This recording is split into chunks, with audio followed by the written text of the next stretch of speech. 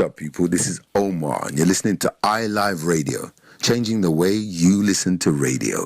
Hey, this is Emily King, and you're listening to iLive Radio. Rare groove, revival, slow jams, upfront, old school. The best music around in stereo sound. Music back to back to back. iLive Radio. How you doing? What's good? It's Nkechi the Lyrical, sitting in my zone here, vibing and listening to iLive. And if you don't know, get to know. And if you do know, you don't know. And if you know, then relax and enjoy the ride. You're listening to iLive Radio, changing the way you listen to radio. iLive Radio.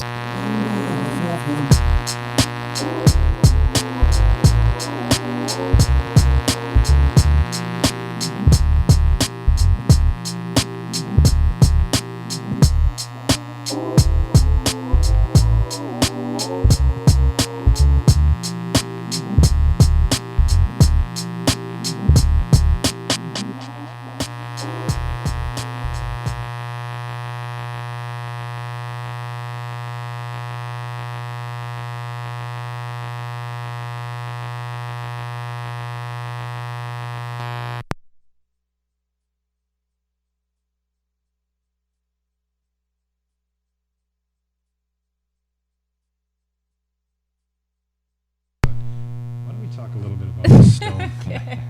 What is the stone exactly? This is a smoky quartz stone. Smoky quartz. we all touched it for good anyone's luck. watching a video live right now. My office manager gave it to me for good luck. Awesome. Excellent. So I brought it here. We all kind of gave it a little tap. Yes. Good juju, you know? Good Yeah. juju. good energy, good vibes all the time. Yes. Coach G, what's going on, sir? Well, it's Saturday. Yes. It's an amazing day. We're very fortunate to have Dr. Mellissa Lee here on the podcast and on our live radio show. In our last episode, we were talking a lot about our journeys, our stories. Yes. And that's definitely going to be continued. I spent way too much time talking last time, so the next time we get into that, we're going to go deep with Coach G, get into his story, learn a lot more about him and how he got started and his motivations, and I'm already talking too much about that. So that's to be continued. Yes. So we're excited about bringing you that information. Yeah. But we had this awesome opportunity to bring Dr. Lee on today, so we couldn't pass that up. Right. So what we want to do here is we want to give Dr. Lee the floor, and we want her to introduce herself, and we want her to tell our audience a little bit about yourself and what we're going to talk about today. Well, I'd like to say thank you for having me. You guys do awesome work with your athletes, and it's really cool to be here and just be with your listeners. So I'm a naturopath, naturopathic doctor, and I practice up in Leaside at Bayview and Eglinton. And some of my focuses include, sports nutrition, women's health, fertility, and kind of acupuncture is also one of my biggest interests. So that's kind of me. Tell us how you even got started in the naturopathic profession. How did you get that idea? How did you gravitate toward that? Yeah. So I get that question often. And I guess I've always wanted to be in healthcare. I've always wanted to be in the medical world. And I guess what kind of stumped me was, how do I treat people and be able to get a good effect and create sustainable health? How do I work on prevention? How do I work on, basic lifestyle needs like nutrition? How do we, support that? And what profession will lead to that? So. And why did you choose that versus the traditional MD path that so many people go? Yeah, I mean, I was on that road. I wrote my MCATs, I did the applications, and it wasn't for me. I found I wanted to be more, on the complement side. And I think there's a role for all healthcare fields. There's a place for every healthcare professional, and it's about team setting. So. Right. It's interesting that you say that, because Coach G's story, which we'll get into in another episode, has a similar path. Knowing Coach G for as long as I have, I know you were also aspiring to become a medical doctor. Correct. And you changed your mind at a certain point. Why don't you tell us a little bit about that? Well, I mean, that was kind of a pivotal point. We all go through these transitions in our lives, and I was going through that journey. I was doing pre-med, every advanced muscular physiology, biology, chemistry you can think of, and just had some experiences with kind of the traditional medical doctor world during that time, and it just really pushed me in a different direction. I mean, that was, in my opinion, kind of helping people die, and I want to help people live, and we want to help people perform. So as we've talked about, this show and everything we're about is about making superhumans. It's making people become the best version of themselves, not just making them become kind of average. And I think the word is sheeple. Someone gave me that word this week. Sheeple. Tell me about it. Sheeple. Tell me about that word. Yeah, one of our athletes gave me that word this week. It's basically just becoming cookie cutter and falling into the line and just not asking questions and told. And that's what the kids are saying now? I don't know. I was thrown off by it, but we don't want to do that. We want to try to avoid that. This is what you're supposed to take, and everyone takes this because it's what you're supposed to do based on this medical practice and principle. Right. And it's really sad, and we see this all the time of people who have this slight little problem that they think they have, and they go see their medical doctor and they're prescribed all kinds of medications and pharmaceuticals that, in the long run, in my opinion, creating a lot bigger issues for those people. So, steering towards more of the natural approach. And we really want to bring you on today because we work with athletes, work with high-level people, and the stuff that you do is very relative, and you have a lot of experience and knowledge work with that. We actually refer a lot of our athletes over to you. There's certain cases that are beyond our scope. We know when we know what we know, and we know what we don't know. So we have no problem, and we have a team of experts that we work with, and we refer, as you've seen, a lot of people over to you. So absolutely. And you just touched on something important. I think it's for people who are aspiring to be in the fitness profession, and I said this yesterday to one of our athletes, one of the most important things you can do is to know when you don't know something and know how to go and find that answer. So you're going to get questions every day, many of which you don't have a clue about. And one of the smartest things you can do is to say, I'll get back to you. I've got someone who's an expert in that area, and they'll be able to help you out, right? So, yeah, for sure. So let's get into some questions. Okay, Yeah. sounds good. Yeah, let's get into some really difficult, challenging questions. So I think the first question we're kind of get into is, what is your opinion on sports nutrition? When we say sports nutrition, I mean, what does that mean to you? Yeah. And how do you think that is relevant? I mean, that's a very open-ended question, but I think we want to start there with kind of something open, and then we'll start to drill down into more detail. Sports nutrition to me is more about food consumption. It's about, okay, what are you consuming in terms of carbohydrate, protein, fat, and fiber, and how does that facilitate your fitness goals? How does that, are you getting enough of those kind of basic food nutrients to meet your fitness goals? And so that's kind of where sports nutrition starts for me. Mm-hmm. And on that note, or staying on that wave, there's a lot of confusion surrounding nutrition and sports nutrition. Mm-hmm. And whether it's the latest fad diet, whether it's the latest supplement, whether it's some fitness celebrity doing some exotic approach and kids coming up to us and saying, should I be doing that? It creates all this misinformation and confusion. In your opinion, what matters the most when it comes to nutrition? What are the things that are most important that people should focus on first? So I think that the importance to figure out there is what are the performance goals? Right.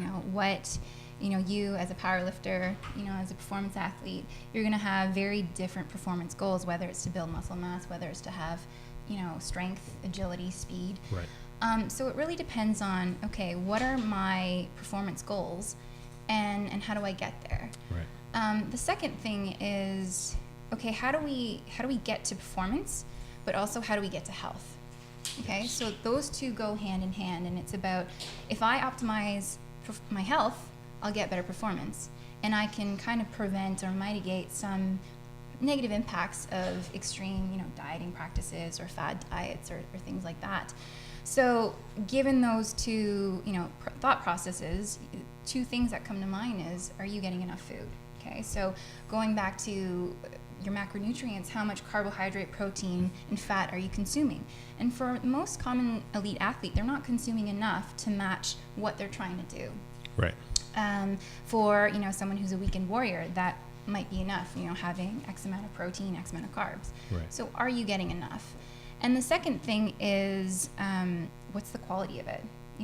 Right. What is the quality of your food? Do you look down at your plate and you see colors of the rainbow? There's, reds, oranges, greens, blues, yellows. And is your food fueling you versus, earth tone colors of beige and brown and things like that? So those are kind of the two foundational things. And once you have those in place, then can I, come consult with you guys or your naturopath and say, okay, what do I need to do next? And what am I deficient in to meet my performance goals? The beige diet is my favorite statement. I've said that so many times. And that's pretty much any food that they show on TV is the beige diet. Yeah. There's a little brown in there. Yeah, a little different shades of deep fried. Yeah. It's so funny. You brought up so many amazing points, and I feel like I'm actually having a conversation with myself, the way you're speaking. That's why we work well together. I mean, Coach PK and I have always prided ourselves on, we're a health first kind of coaches. Yeah. We don't sacrifice the health of our athletes for their performance. If they're healthy, they will perform better. As performance coaches, I always say, even as a strength coach, my number one job is to make my athlete healthy. Yeah.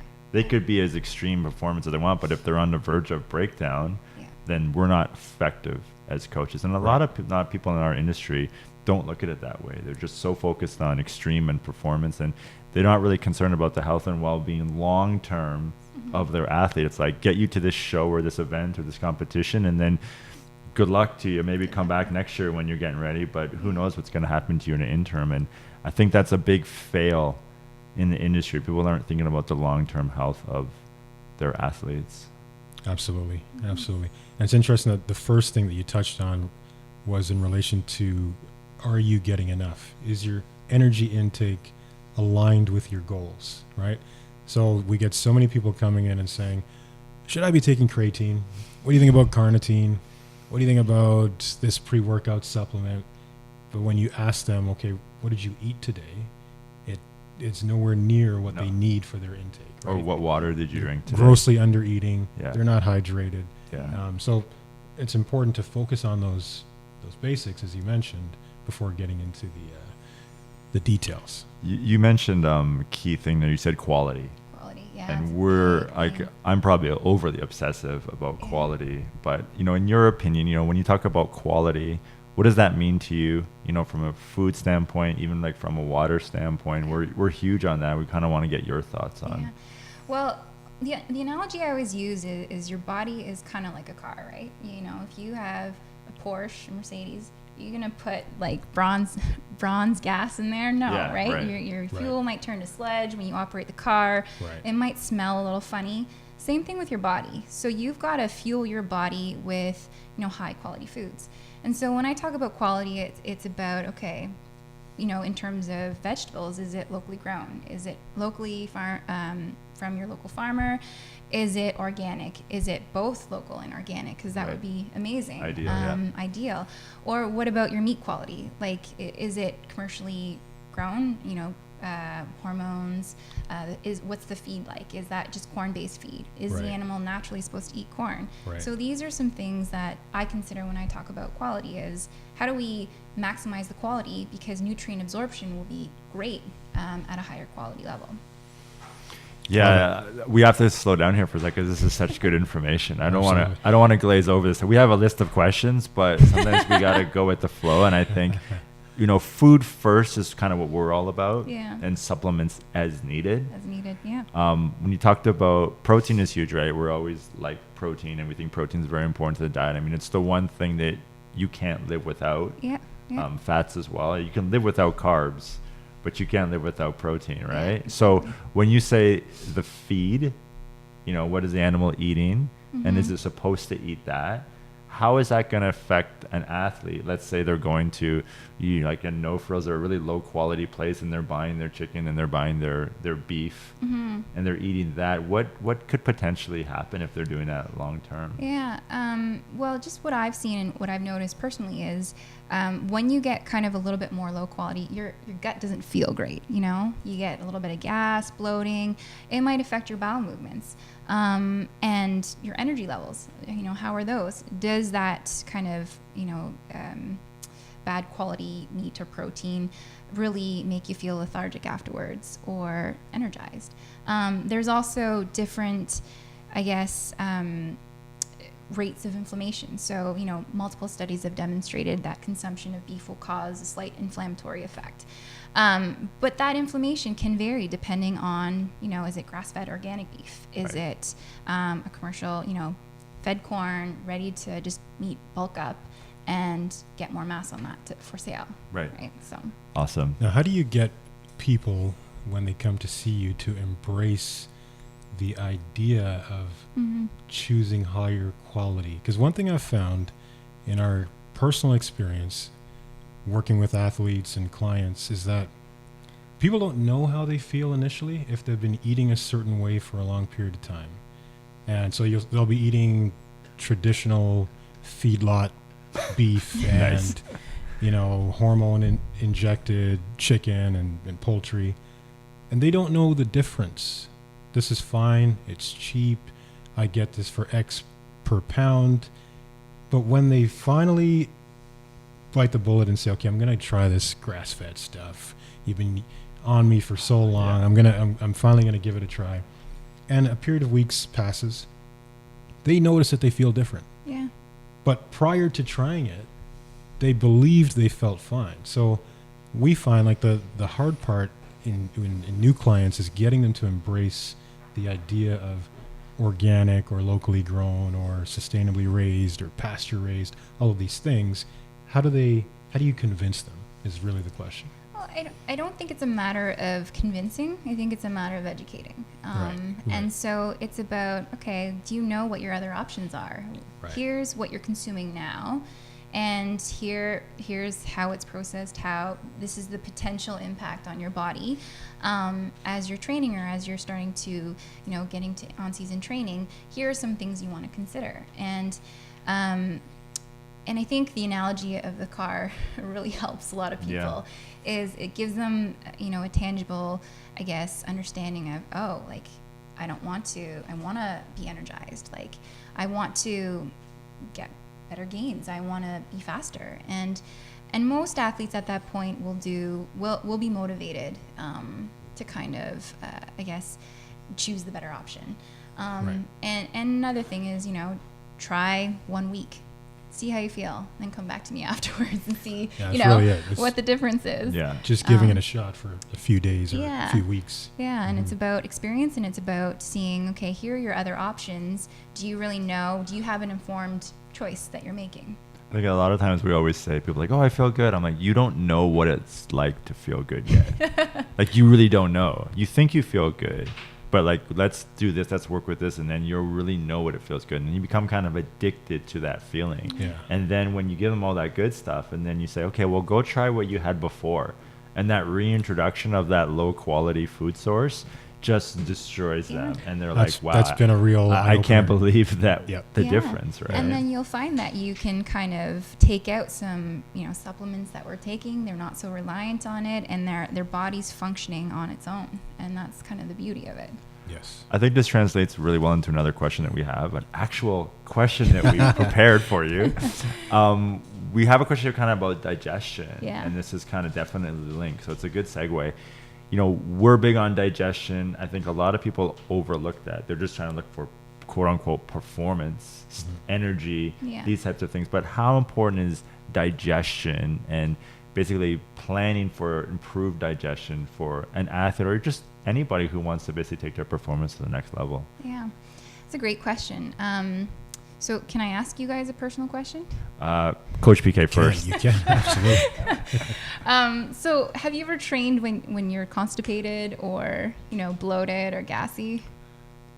Yeah, that's great. It's a great question. Every time I say that, I'm buying time. But yes, I have, and it's not a good feeling. No. What about? I've never been bloated or gassed. No. We're gonna ask you the same question, so it's coming back around. No. Of course, it's definitely an uncomfortable. It's totally feeling. uncomfortable, and that's a simple reason why digestion is important. It's fully uncomfortable, but as an athlete, you're going to push through it. You're going to do whatever you can during performance, right? Right. But kind of all joking aside, digestion is important because if you think about the function of the gut, your gut is responsible for nutrient absorption, digestion, and nutrient absorption, and breakdown of product.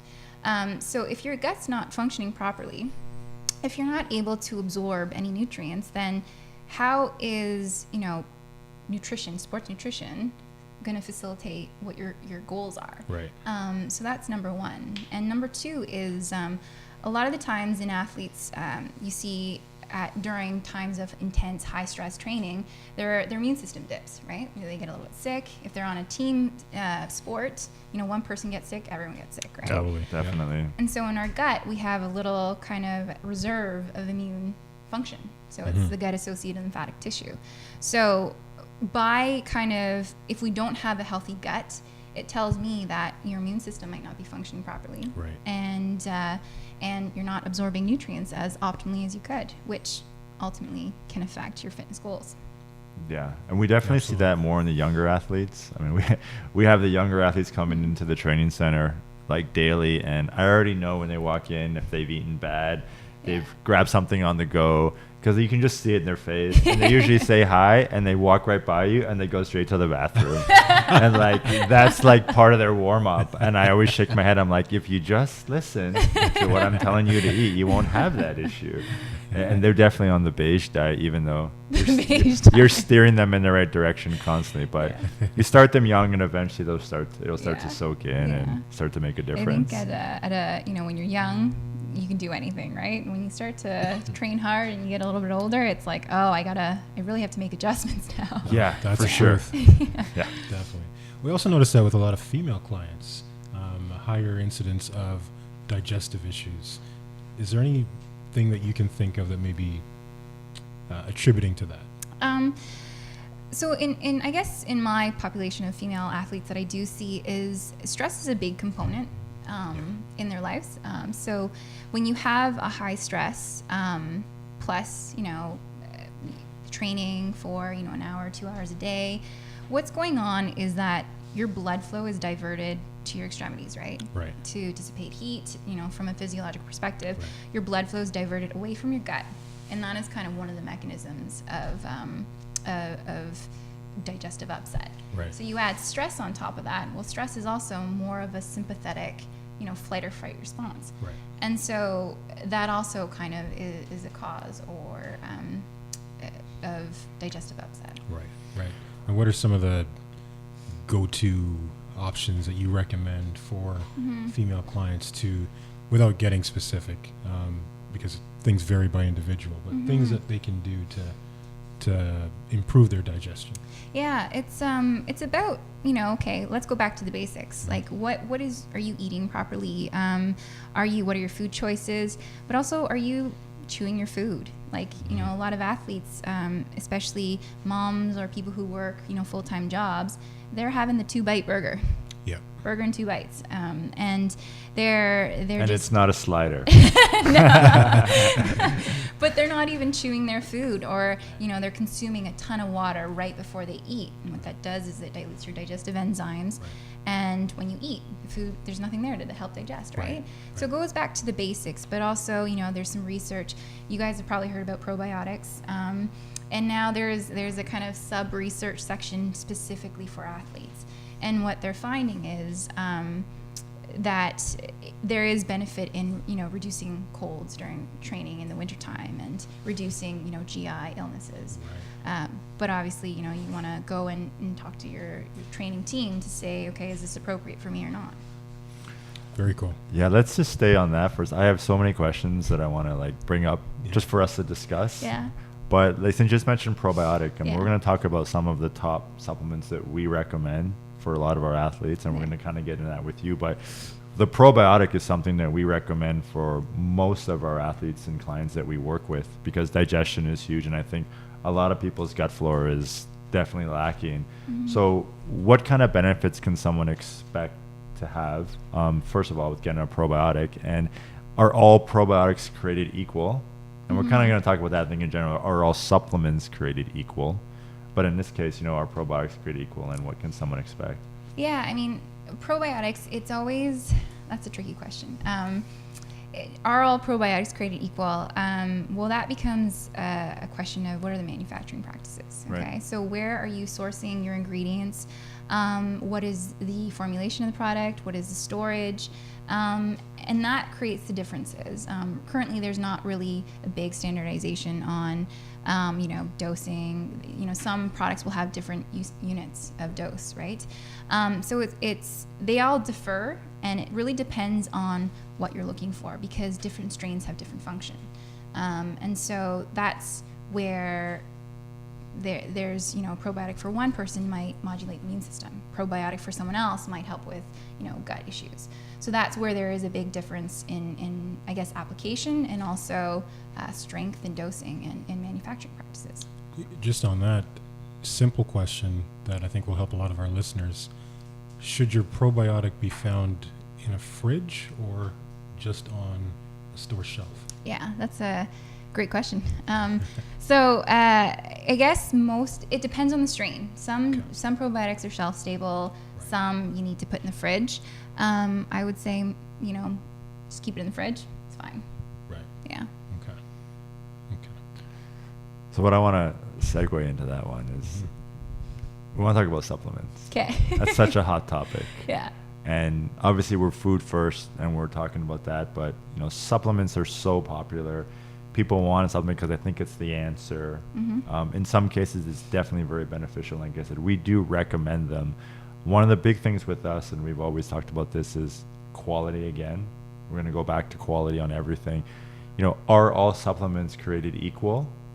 And we'll get deeper into this, but on the surface, can anyone just go buy a supplement from their convenience store, or their local drugstore, or their local general nutrition centers? Does it really matter where they buy these things? I think when you are looking, you want to look at the ingredient label. Okay. Whenever I look at a label, I'm looking at what are the ingredients.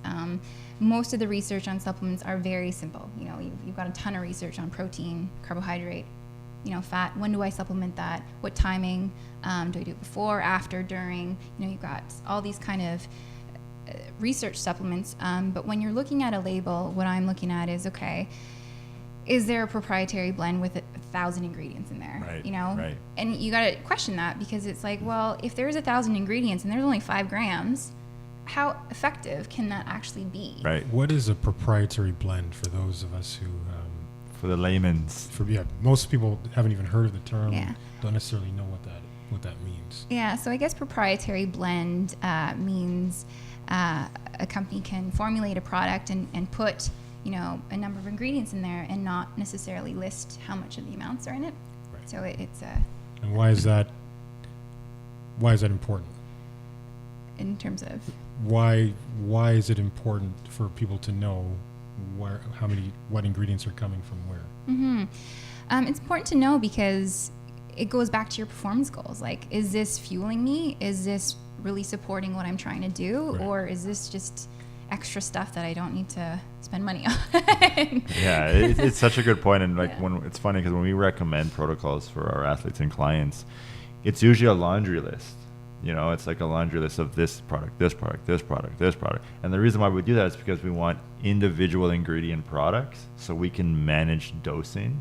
So we know exactly, if we're putting zinc, if we want BCAAs, if we want a carbohydrate, if we want magnesium, we want to separate all of those so we can really manage the dosing and really get the most effective amount for that person. And they're always like, well, if I buy this product, it has this, this, and this in it, and it's cheaper. But to that point is we can't manage that dosage, and we don't know if it's in the right amounts to really produce an effective, noticeable result. Which is a nice transition into getting into some of the more important supplements for athletes, because financial concerns are a reality for just about everybody.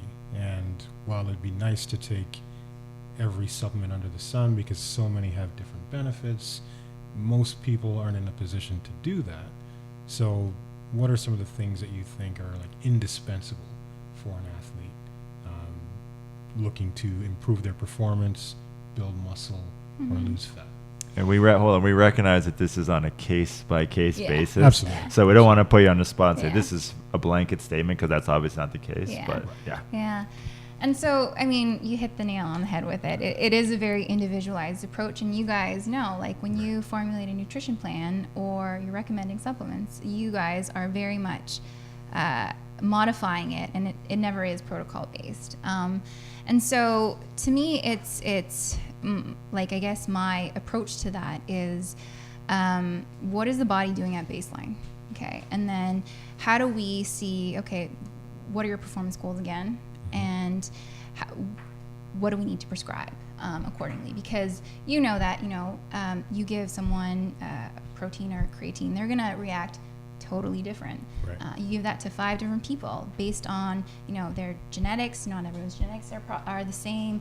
Their hormones are different. Their physiology and biochemistry is fully different. And that's where I would more so push for individualization rather than say there's one supplement that everyone should be on, because, for example, creatine, 30% of the population are non-responders. Right. So how do you account for that variation? And most of the, I guess, in the industry, creatine is pushed on all people, all kinds, right? Absolutely. So it's about more, okay, what is my body doing? What do I feel it doing? And then let me go consult with someone, or let me go find out, okay, what do I need on top of that? And that can save costs, that can optimize performance, save time. So I think we should kind of talk about some of the supplements that we commonly recommend, we see lacking. Yeah. And I think we're going to go more in the vitamin mineral area, where we see a lot of depletion. Protein is protein, creatine, and those are very specific to goals, but we're commonly seeing a lot of depletion in certain vitamins and minerals that can really help improve performance. For example, magnesium. I think magnesium is something we commonly recommend to majority of our clients at varying dosages depending on what we think they need. But that's an example of something that we see that we use a lot. Omega-3s, so whether it's from fish oil or plant-based sources.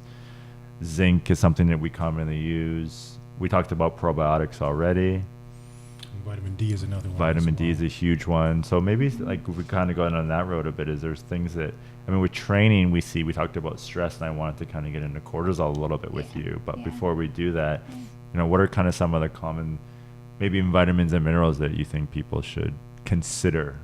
I think, what you've mentioned is kind of the basics. What I see in practice is, vitamin D, for example, are decreased depending on the training state. So it is dependent upon where that athlete's at. But what you guys have listed is a good base. How does ethnicity impact vitamin D status in your practice? You commonly hear that people that have darker skin have a higher need for vitamin D, and the opposite for people with fairer skin. Have you found that to be the case? I haven't actually paid attention to that. We hear that, but it's if the lab levels are low, you address it, and I haven't really found that pattern necessarily, because these days everyone's on it. So. Right. It's more about testing versus ethnic profiles. Yeah, right? exactly. Okay. Do you think that people are kind of taking the whole vitamin D thing and blowing a bit out of proportion?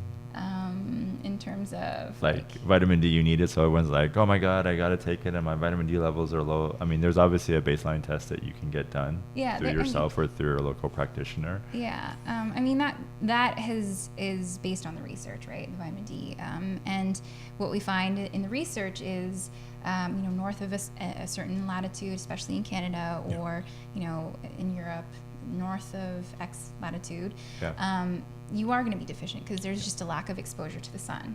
And that's where, okay, how do we supplement for bone health? For, vitamin D is also, the backbone is more of a steroid hormone. So how do we supplement for hormonal health? How do we supplement for sports health? Awesome. So what you're saying is, in the winter, we should walk around outside with just our underwear on to get as much sun exposure as possible to boost our vitamin D levels. If that's a realistic thing to do. All right. So either get a good vitamin D supplement, or that's your other option. Bottom line. Let's So transition a little bit into nutrition surrounding training. Okay. Pre, intra, and post-workout nutrition. What are your thoughts on the importance of that and how to optimize that? Yeah. I think it is very important. And once again, it depends on, what are your goals? Okay. Am I to build muscle mass? Then if your goal is to build muscle mass, then protein supplementation before and after would be ideal, or having some sort of protein. You don't necessarily have to supplement. It could be, some nuts. It could be a piece of meat. It could be some fish. Right. And so it is very important depending on your goals. So anywhere from, carbohydrates have been used to supplement either before to promote glycogen replenishment, right? So if you're doing multiple competitions in a day, you're going to need to refuel your body so that you have enough glycogen as an energy reserve for your next race or your next event, right? And protein obviously increases muscle protein synthesis. And so kind of the general rule is most of the research is done post, a little bit pre, and you get this concept of the anabolic window. Okay, right. What is the ideal time to supplement so I don't get into a catabolic state or a protein breakdown state? Right. And generally that's about 1 hour within your workout. So within that hour, what do you recommend for an athlete trying to put on muscle mass? Mm-hmm. Some protein and carbohydrate mixture. Right. Yeah. Right. Mm-hmm. Does the type of carb matter? From a pure fueling perspective, the research doesn't really, it doesn't show that there is a difference if you're using pure glucose, so like candy or something like that, versus a high quality. I think there is a difference. So, you do want to choose a high quality carb. You do want to choose, something that is complex, some fruits, things like that. But research shows there's no difference. Right. And do you think carbs are necessary post-workout for anyone trying to put on muscle mass, or can you get around that? Mm-hmm. Well, once again, it depends on your goal. So if you're trying to put on muscle mass, glycogen supplement or carbohydrate before a workout has been shown to mitigate protein breakdown post-workout, right? So it depends. On a strength training athlete, it might not be as important, but if you want to be able to get through your workout or do another training session, then you need to get an energy reserve in there, because during those, anaerobic or resistance training styles, you're going at a pretty high intensity. Yeah. So at a high intensity, your glucose is your source of energy. Your body switches to glucose burning. So you said we should have candy post-workout? Well, is that what you just said? No. I heard candy. No. A little bit of ice cream in there. No. I think for us, when we recommend, we've experimented with varying forms of kind of high glycemic carbohydrates. Yeah. And I think a lot of it, from my experience, is digestibility. Exactly. There's maltodextrin, there's dextrose, there's these different types of specialized carbs that are more branded by companies, but I think different people kind of experience them differently and digest them differently. Yeah. The key that we always look for is kind of non-GMO carb bases, which is non-genetically modified. Yeah. Those are kind of cleaner sources, less issues. What's your thoughts on artificial sweeteners in a lot of these products? We're not big fans of that. We try to source out products that we recommend that don't have things like that, artificial coloring, artificial sweeteners. Yeah. Is that really, you think, has any effect on performance or health? I think it has an impact on health, but at a way that's not really, maybe from a subjective perspective. So someone might notice there's food coloring and their gut's just off. And so I think it does matter. Artificial sweeteners, I think the big two things to work out are aspartame, sorbitol. Aspartame is a neurotoxin. So, at a low dose, everyone's going to say, no, it doesn't really matter. But some athletes are consuming multiple some of these times a day. products Multiple times a day. times Yeah. a day. Yeah. And sorbitol is sugar alcohol, which aggravates the gut. So you consume a lot of that. You're running the bathroom and you're going to have a watery bowel movement. Yeah. What about the natural, so xylitol would be Xylitol, considered a stevia. natural Stevia. option. Yeah. What are your thoughts on that? I mean, I think it's fine, but it depends on, is it aggravating the gut? Because that is one of the biggest obstacles is, am I getting bloaty? Am I getting gassy? And that's one of the big things to consider. That's such a good point, because we have a lot of people that say, they first come to us and we're like, okay, we want you to maybe take a whey protein. They're like, oh, I can't take whey protein because it aggravates my gut. Mm-hmm. And majority of the time, it really has two things. It's obviously the quality of the protein supplement they're using, but also the added ingredients that are in that product. And people kind of overlook that. They just make a blanket statement like, oh, I can't take protein because it aggravates me. And it's like, well, you haven't taken necessarily the right one. So this comes back to our point of quality is king. So make sure that you're sourcing out quality supplements. And this is where you'll find different supplements have different, not all supplements are created equal. To your point is, you'll notice as soon as you take one thing, you might be fine with another whey protein, and another whey protein just you're not feeling it. Yeah, totally. Yeah, so I want to shift a little bit and staying with the workout window. Pre-workout supplements in terms of, we'll call it stimulants. okay. Mixed opinions on that, a lot of mixed reviews on that. If we ever do recommend it, we usually keep it as simple as possible. But what are your thoughts on using stimulants for your workout and how that kind of affects you overall, not just for your workout? Yeah. Well, what have you guys seen? What have you seen with stimulants and the impacts of that, whether positive or negative? The big thing I've seen is the people becoming almost like addicted in a sense. They become needing of it. They need it. Like they said, they can't have a good workout if they don't have their pre-workout energizing supplement. I have a lot of athletes that perform, hockey, for example. I can't play a good game if I don't have caffeine before the game. And that becomes a dependency, and we don't want to create dependencies. Because in the event that we have to remove that, it's going to affect confidence. It's going to affect perceived performance. And also creating kind of I'll call it an adrenal overload and downregulation, causing issues long term of their energy and fatigue outside of their workout when they're not using these stimulants.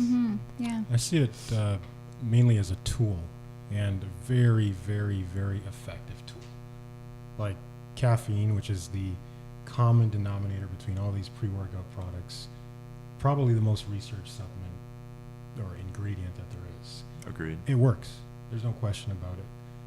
The dependency issue is huge, though. So you have people, as Coach G said, that are taking it for every practice session. They're taking it for at any opportunity. The effectiveness eventually wears off, in my opinion, and long-term impact is significant. But for competition, for major competition, I find that that's one of the best things that you can take from personal experience. Yeah, so I guess the commonality I see in your experiences is, what is the intention of using that pre-workout supplement? And like you guys, I often see people use it as a stimulant effect. Is I can't get through my workout, and I need it to be able to lift more reps. I need it to run longer. And for me, it's interesting because it's about, how does the body function without it? Are you tired? Are you feeling bloated? Are you feeling like you're retaining water? Are you depressed and moody? And is that stimulant masking, something like overtraining syndrome? Right. So it's more about, okay, do you really need it, and is it really giving you an edge, a competitive edge? Or if you need it to just do your daily workout, then it's, how are your adrenals functioning? What's your stress levels like? What are your hormones doing? Because that's kind of, we want to bring it back to the root cause of it and prevent overtraining syndrome, prevent burnout, and prevent any hormonal imbalance.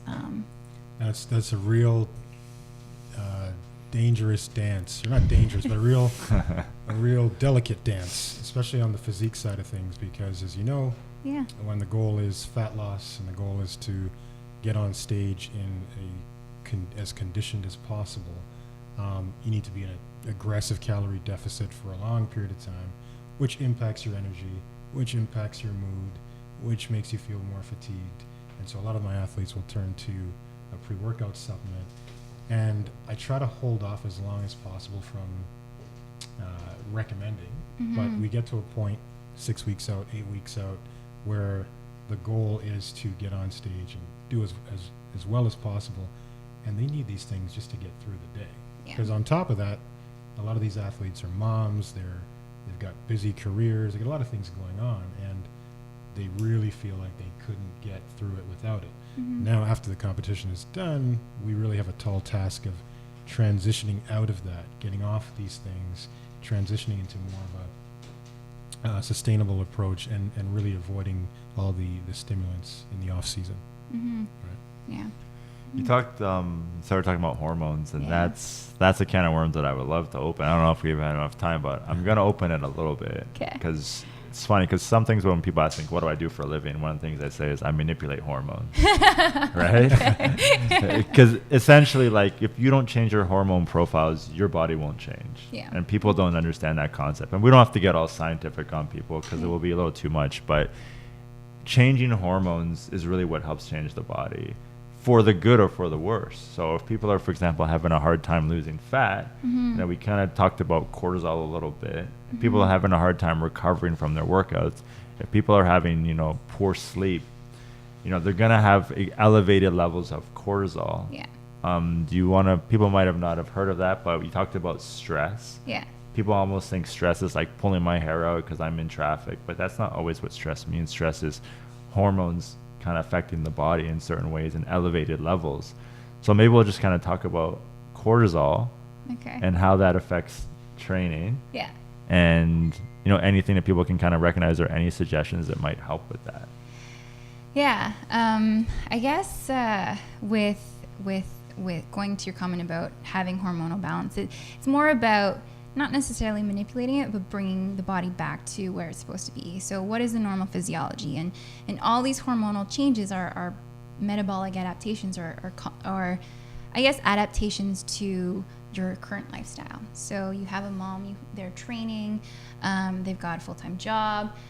What happens is your body's in a sympathetic, so a fight or flight mode. Right? And so naturally what happens is, okay, let me increase some cortisol levels and inhibit everything else so that I can survive. Right. Okay, so that means inhibiting things like metabolism, inhibiting thyroid hormone, Right. inhibiting, your reproductive hormones, so production of progesterone, estrogen, testosterone. And what that does is it puts your body in more of a conservation mode. Okay? And so this is the issue when you're in a fight or flight mode 24/7. You don't get a break from running away from that bear. Right. So your cortisol levels are going to spike, and that's where burnout can happen. So your training gains aren't going to be great, and you're not going to be able to get through a workout or accomplish what you want in terms of performance. You hit on three main areas when you talked about progesterone. You talked about restate the three. Well, estrogen, testosterone, right. yeah. Hormone levels, obviously, Yeah. and we see the symptoms of that with a lot of our clients who may have been, when they come to us, they may have been chronically over dieted, Yeah. and their cycle is irregular. Yeah. Their hormones are out of whack, particularly estrogen, if we're talking about female clients, and adrenals are out of whack as well, and they Yeah. complain about not being able to sleep well, always in a state of anxiety, in constant, as you said, fight or flight, so they're in go mode all the time. And all three of those symptoms correlate to not getting results when it comes to a weight loss program, if that is the goal. Yeah. And to your point, what happens, I guess, with the aggressive caloric restriction before they come to you is what most people, I guess, what happens in the body is that their body starts to adapt to starvation mode. Right. And so what that means is all your hormones for metabolism start to come down. Your body holds on to fat and breaks down protein, which is the total opposite in any type of sport, right? You want to maintain lean body mass and burn fat. And all your kind of hunger hormones start to increase to stimulate feeding, right? And what that results in is some of the symptoms that you've talked about.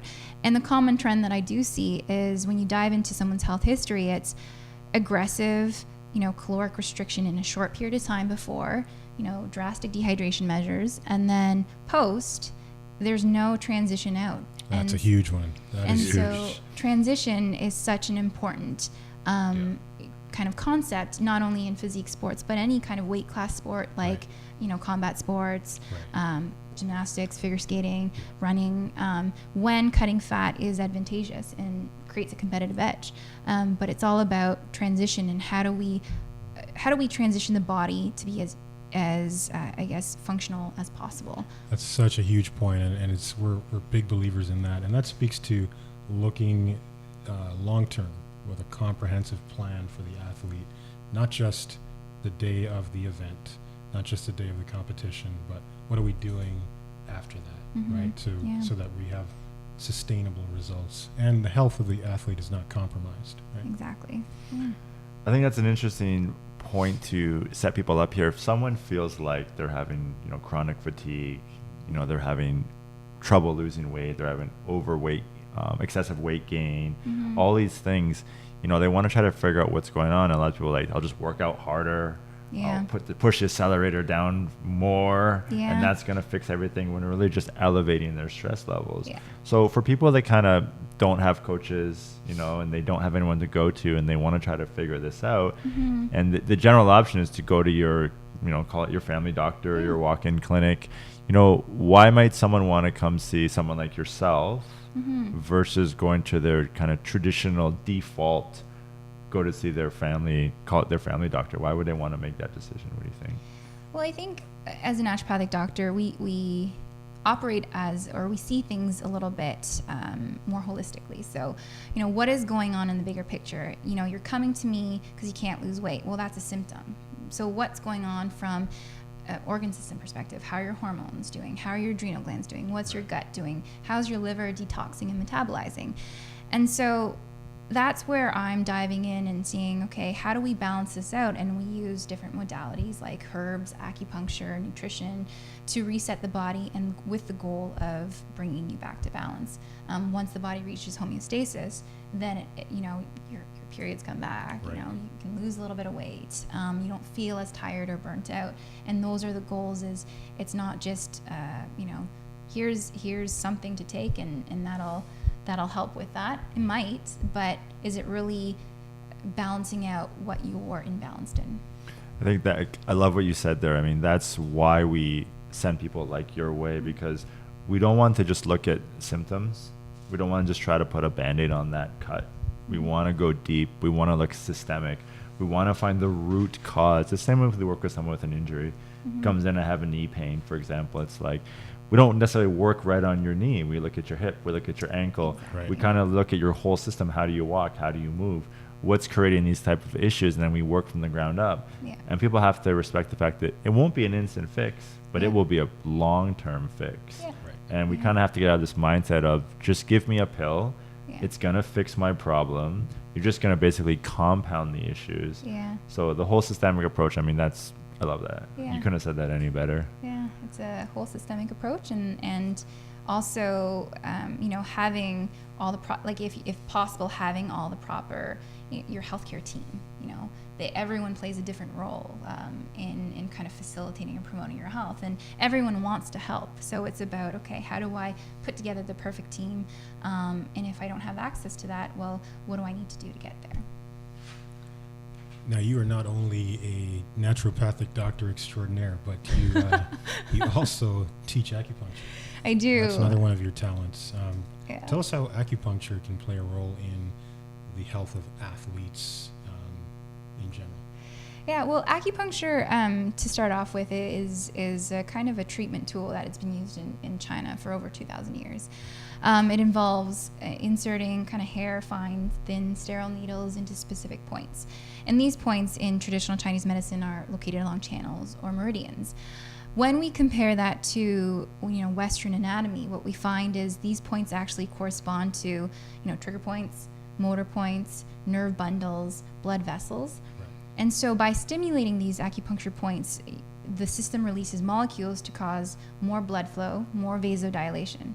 And what that translates to is, in recovery aspect, you're improving blood flow, you're decreasing inflammation, you're clearing lactic acid, you're decreasing pain. In terms of chronic injuries, you're rehabilitating the nerves that innervate that joint or that muscle.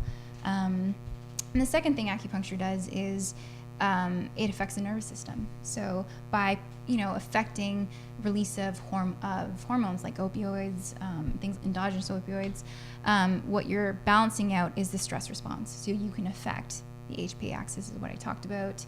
You can affect how to balance out that autonomic nervous system. So switching from more sympathetic state to a parasympathetic, which is rest and digest phase. It's one of the best answers I've heard to the most clear definition of the role of acupuncture that I've heard. Now, wow, that hour went fast. Where can people find you, Dr. Lee? Yeah. Well, you can always go to my website. It's www.santehealth.ca. You can shoot me an email, ask me some questions, or contact me at my clinic. My clinic is Insight Naturopathic Clinic, where I practice. It's located in Leaside, and you can contact me there. Apparently, you're now active on the social media these days. Where can people find you on social networks? Yeah, so I only have Instagram. I've branched off to that because it's an immediate it's one awesome. click. It's easy. It's quick. So I think my feed name is Dr.Mellissa, so MELLE. Yeah. We follow you. And you're tagged right now on our at Strong Athlete Sounds good. Instagram feed. So if people are looking for you, they can find you through there and connect with you. Sounds good. Yeah. So we want to thank you, and we hope this is not the only time that you join us on Strong Athlete Live. We want to make sure that we want to extend an open invitation for you to come back anytime. We just touched on a few of the topics that we wanted to cover today. We're going to go deep on a number of things at a later date. Yeah. You took the day off for us, and we really appreciate that. Oh yeah, that's anytime. awesome. Thank I'm you sure for you'd rather having be me. working in the clinic right now. No, it's pretty fun here too. So we do want to mention that next Saturday, Yes. Exactly. Coach PK and I will be giving a presentation at the Metro Toronto Convention Center, Yeah. the Strong Pro Summit, which is a 3-day event featuring fitness professionals, and it's an opportunity to learn, to be educated, to go through workshops and seminars on all things fitness from a fitness standpoint, also from a fitness business standpoint. The topic of our presentation is going to be the 6 factors to elite performance. And so Coach G and I have been working on an assessment tool that we use to evaluate clients and athletes, and we're going to do the big reveal next Saturday at I think it's 2:15. We get on. 2:15 will be on there. Yeah. Yeah. And if you go on to strongprosummit.com, strongprosummit.com. you can get 50% off if you use the code STRONG50. It's $50 off. $50 off. Sorry, $50 off if you use the code STRONG50. Yeah. If you're interested in coming in, checking it out. Yes, and I believe we're going to try to film that so that we can get it out to people who are unable to attend the show. But you better come. Yes. Awesome. All right. So it was a great show today. Hope everyone really enjoyed that. Thank you, iLive. Acupuncture is where it's at. Thank you. Thank you, iLive, for hosting us once again, and we will be back next month. Changing the way you listen to radio. iLive Radio.